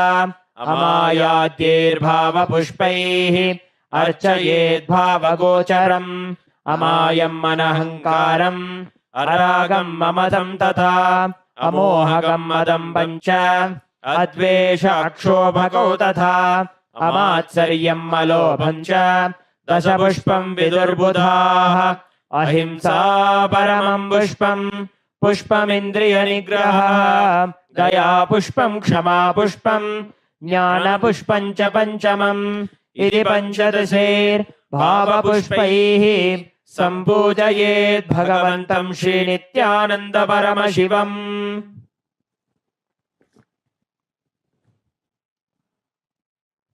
आसनम् ॐ सर्वभूतान्तरस्थाय सर्वभूतान्तरात्मने कल्पयाम्युपवेशार्थम् आसनं ते नमो नमः।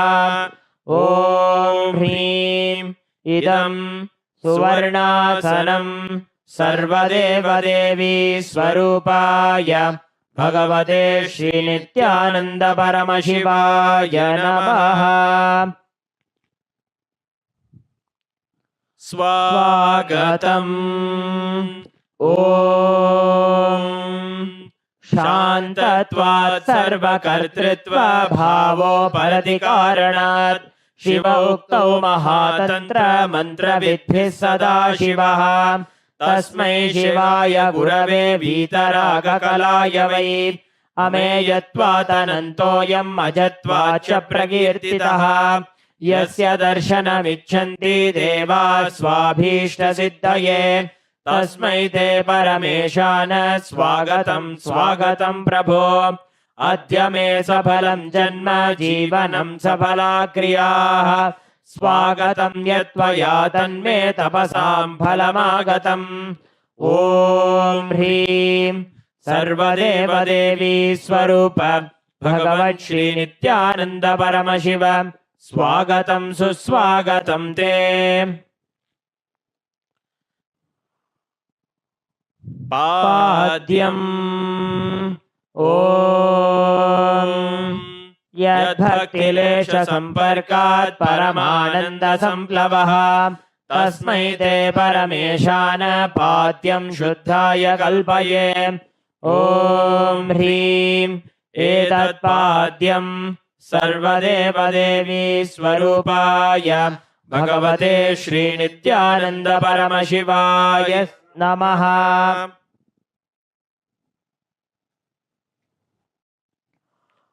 अर्घ्यः ॐ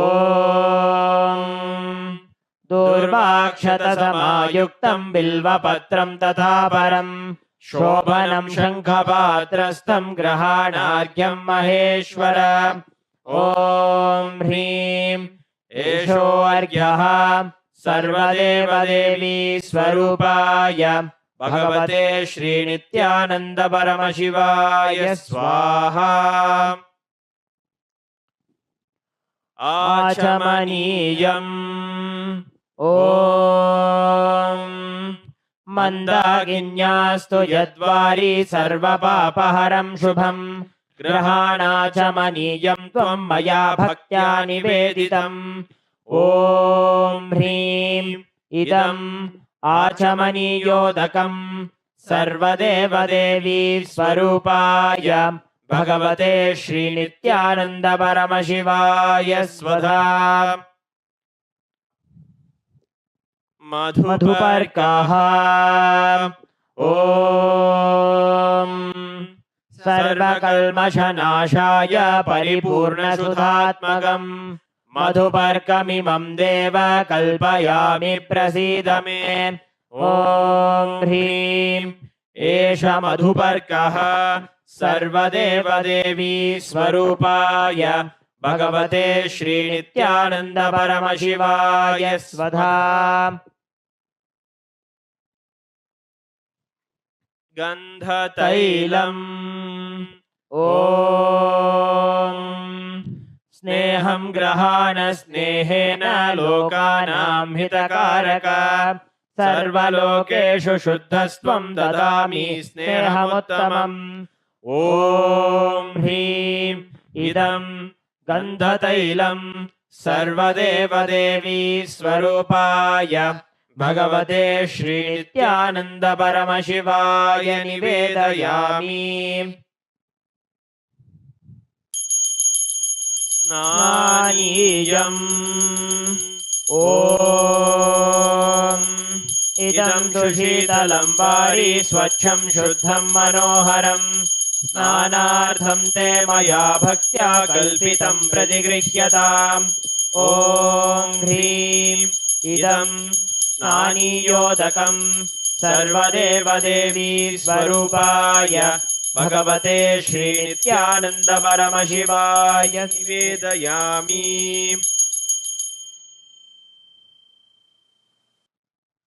वस्त्रम् ॐ मायाचित्रपटाच्छन्न निजगुह्योरुतेजसे निरावरणविज्ञाय वासस्ते कल्पयाम्यहम् ॐ ह्रीं इदं वस्त्रोत्तरीयं सर्वदेवदेवी स्वरूपाय भगवते श्रीनित्यानन्द परमशिवाय निवेदयामि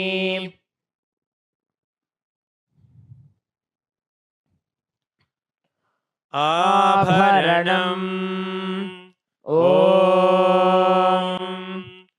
स्वभावसुन्दराङ्गाय नानाशक्त्याश्रयाय ते सुवर्णं भूषणं तुभ्यं कल्पयामि प्रसीद मे ॐ ह्रीं इदं सुवर्णाभरणं सर्वदेवदेवी स्वरूपाय भगवते श्रीनित्यानन्द परमशिवाय निवेदयामि। गन्धः ॐ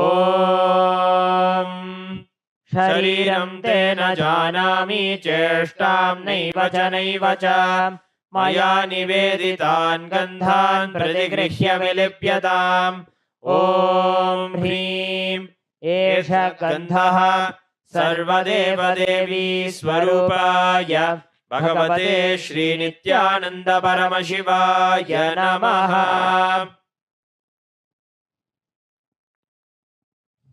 पुष्पम् ॐ तुरीयवनसम्पन्नं नानागुणमनोहरम् आनन्दसौरभं पुष्पं गृह्यताम् इदमुत्तमम् ॐ ह्रीं एतानि सचन्दनपुष्पाणि सर्वदेवदेवी स्वरूपाय भगवते श्रीनित्यानन्द परमशिवाय वौषटे। बिल्वपत्रम् ॐ अमृतोद्भवं श्रीवृक्षं शङ्करस्य सदा प्रियम् बिल्वपत्रं प्रयच्छामि पवित्रं ते सुरेश्वर ॐ ह्रीं एतानि सचन्दनबिल्वपत्राणि सर्वदेवदेवी स्वरूपाय भगवते श्रीनित्यानन्द परमशिवाय वौषटे।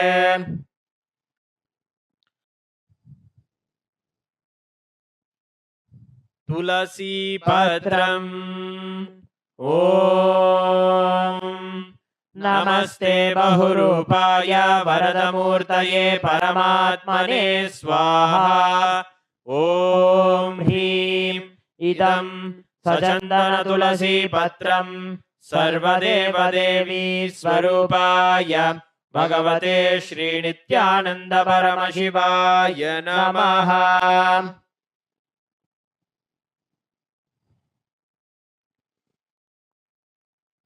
धूपः ॐ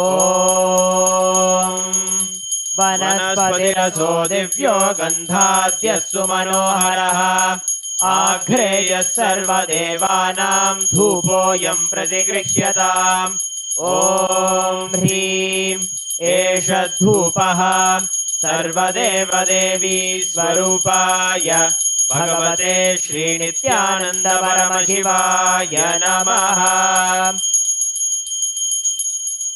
दीपः ॐ सुप्रकाशो महादीपः सर्वतस्तिमिरापहः सबाह्याभ्यन्तरज्योतिर्दीपोऽयं प्रतिगृह्यताम् ॐ ह्रीं एष दीपः सर्वदेवदेवी स्वरूपाय भगवते श्रीनित्यानन्द परमशिवाय नमः।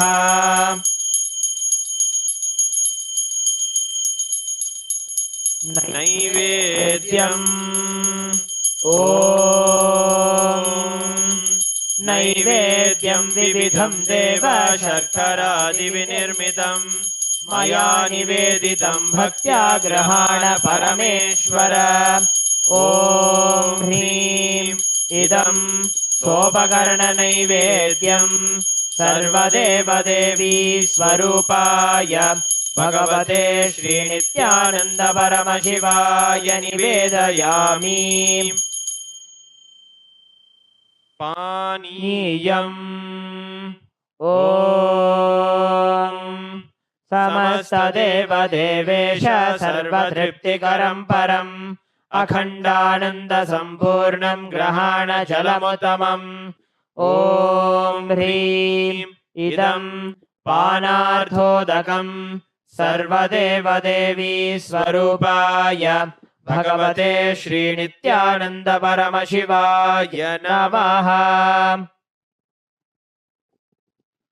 पुनराचमनीयम्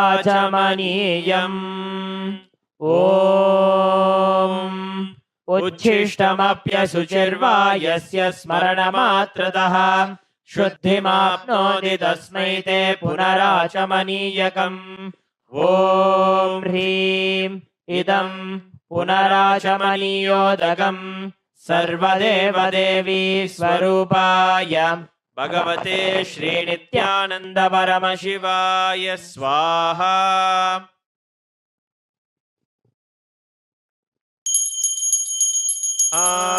आरात्रिकम् ॐ ह्रीं एषा दीपमाला सर्वदेवदेवी स्वरूपाय भगवते श्रीनित्यानन्द परमशिवाय नमः। ॐ साङ्ग्रहण्येष्ट्यायजते इमां जनतागुं सङ्गृह्णानीति द्वादशारत्नीरचना भवति।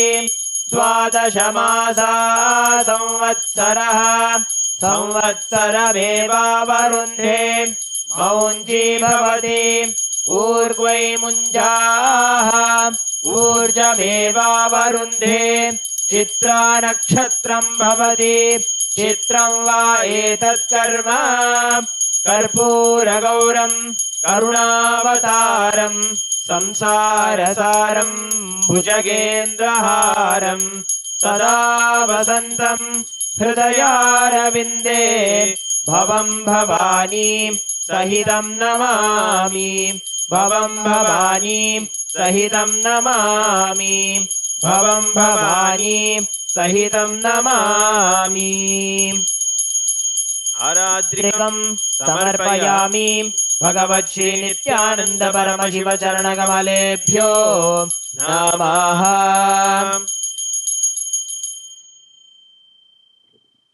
पुष्पाञ्जलिः। गुरुर्ब्रह्मा गुरुर्विष्णुः गुरुर्देवो महेश्वरः गुरुः साक्षात् परं ब्रह्म तस्मै श्री गुरवे नमः। अखण्डमण्डलाकारं व्याप्तं येन चराचरं तत्पदं दर्शितं येन तस्मै श्री गुरवे नमः।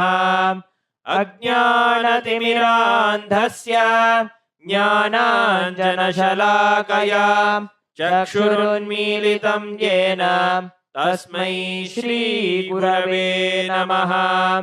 अनेकजन्म सम्प्राप्त कर्मबन्धविदाहिने आत्मज्ञानप्रदानेन तस्मै श्री गुरवे नमः। मन्नाथ श्री जगन्नाथो मद्गुरु श्री जगद्गुरुः ममात्मा सर्वभूतात्मा तस्मै श्री गुरवे नमः।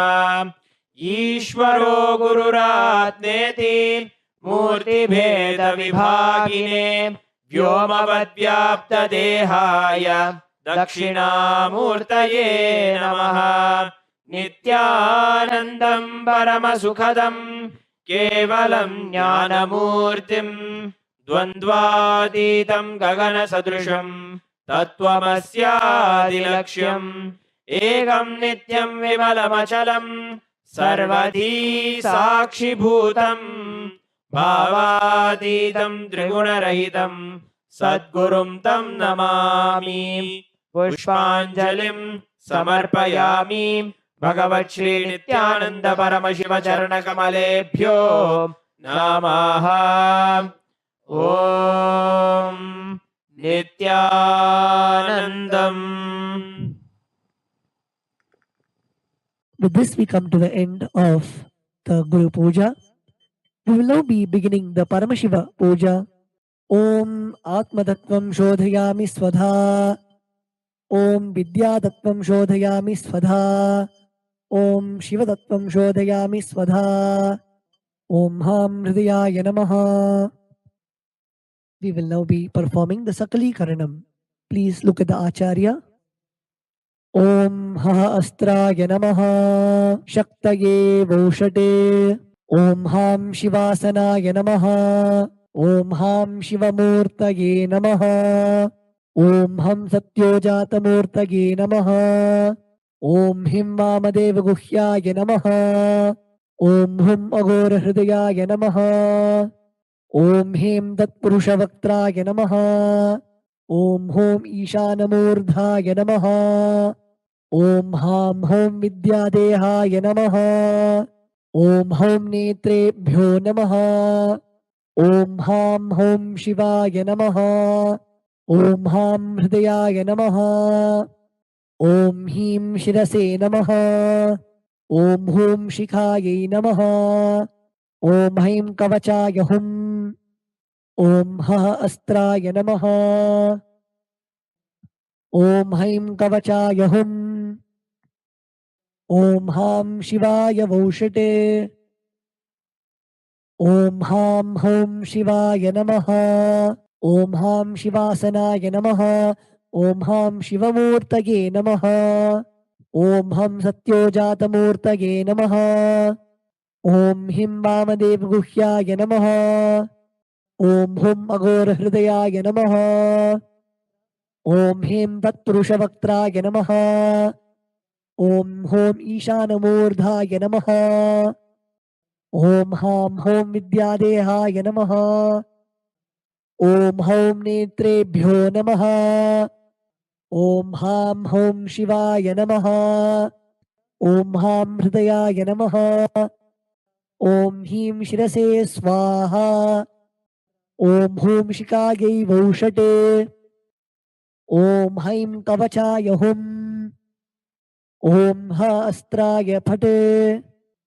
Om Ha Astraya Hum Pate Om Ha Astraya Phate Om Ham Shivaya Voshate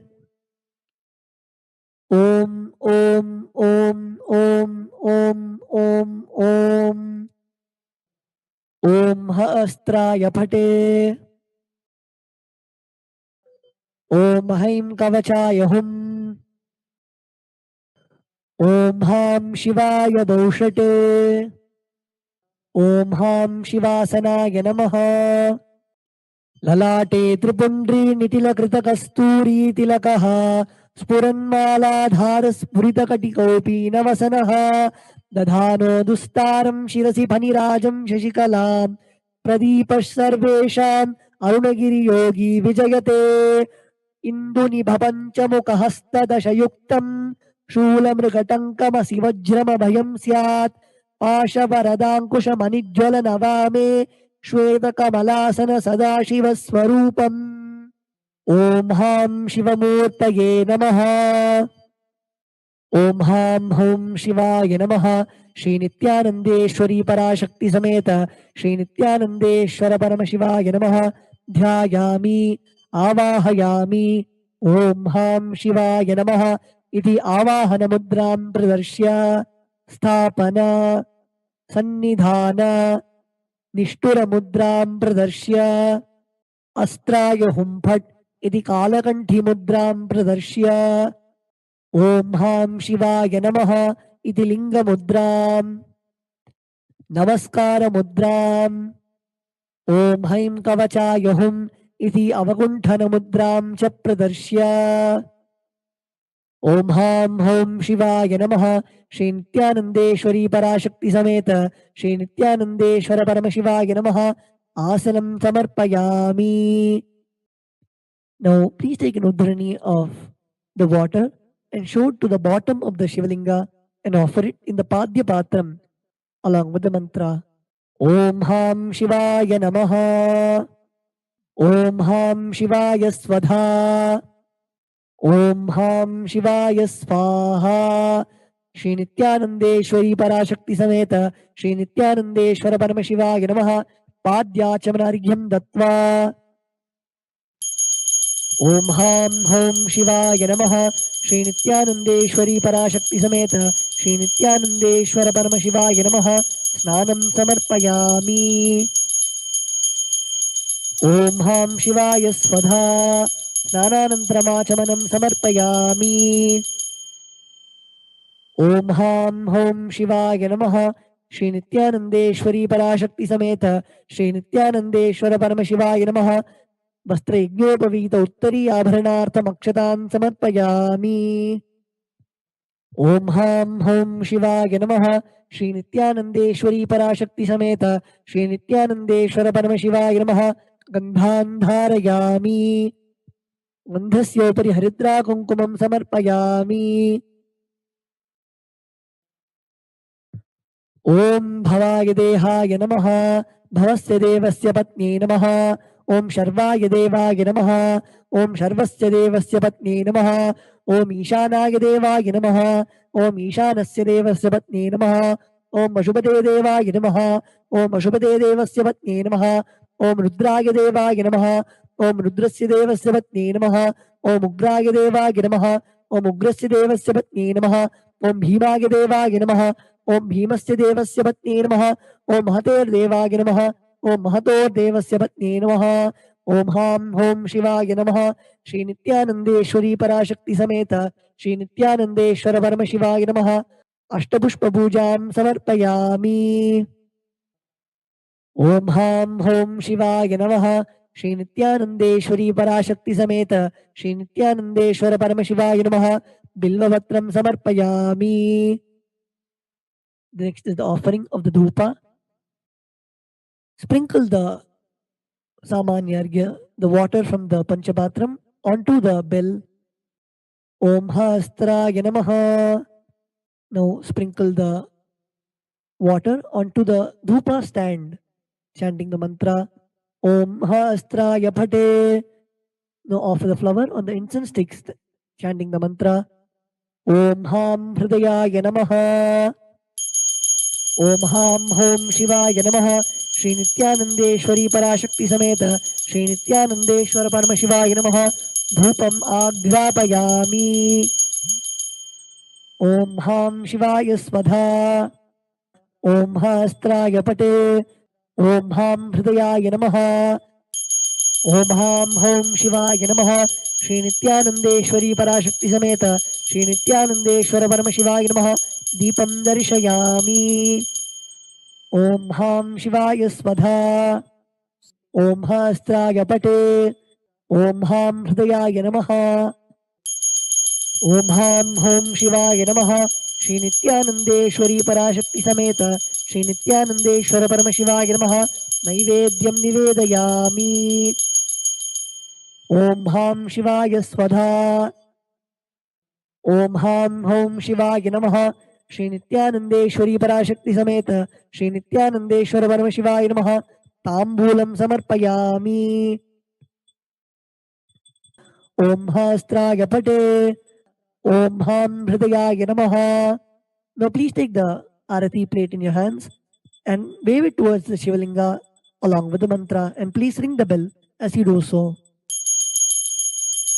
ॐ हां हौं शिवाय नमः श्री नित्यानन्देश्वरी पराशक्ति समेत श्री नित्यानन्देश्वर परमशिवाय नमः कर्पूरनीराजनं सन्दर्शयामि ॐ हां शिवाय स्वधा. The next offering is Pushpanjali. ॐ हां हौं शिवाय नमः श्री नित्यानन्देश्वरी पराशक्ति समेत श्री नित्यानन्देश्वर परमशिवाय नमः पुष्पाञ्जलिं समर्पयामि. The next offering is the Moola Mantra Japam. The chanting of the Moola Mantra. Please close your eyes. Chant the Moola Mantra given by Swamiji 11 times.